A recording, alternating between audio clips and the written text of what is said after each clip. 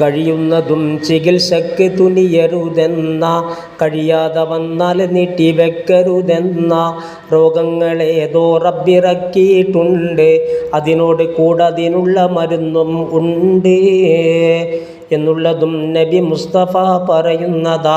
അത് ഇബ്നു മാജ നീ നോക്കിയാൽ കാണുന്നതാ. രോഗത്തിലായവനോട് തിന്നുക എന്ന് ഇക്റാഹ് വേണ്ടെന്നും ഹദീസിൽ വന്ന്. ഹാറൂൻ റഷീദ് കിടന്നു ഗുരുതര രോഗമായി ചികിത്സിച്ച പലരും കൈയൊഴിഞ്ഞവസാനമായി. പലരും എടുത്തവർക്കുള്ള മൂത്രം കുപ്പിയിൽ, രാജൻ്റെ മൂത്രവും വെച്ച് മറ്റൊരു കുപ്പിയിൽ. പ്രത്യേകം ഒരു വൈദ്യൻ്റെ മുമ്പിൽ കുപ്പികൾ പരിശോധനക്കായി നീക്കി വെച്ച അനുയായികൾ. ഓരോരോ കുപ്പികൾ വൈദ്യനും പരിശോധന നടത്തിക്കഴിഞ്ഞതിനിടയിൽ വന്നത് രാജൻ്റെ മൂത്രം നോക്കി ഉടനടി വൈദ്യനും പറയുന്നു, മൗത്തടുത്തല്ലോ ഈ മൂത്രത്തിനും. അത് കേട്ട് രാജൻ അന്ന് ചൊല്ലിയ ബൈത്തിതാ, സുഹൃത്തുക്കളെ അതു താഴെ ഞാൻ കുറിക്കുന്നിതാ.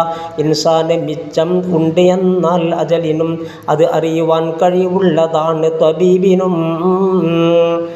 അജലറ്റമായാൽ വൈദ്യനും കത് ഹാറ, മരുന്നൊക്കെയും ചതിച്ചിട്ടതും കത് സാറ.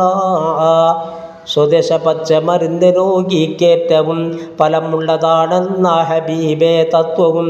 പ്രകൃതിക്ക് വായുവിനോടടുപ്പം ഉണ്ട്, അതുകൊണ്ട് ചികിത്സക്കേറ്റവും ഫലമുണ്ട്.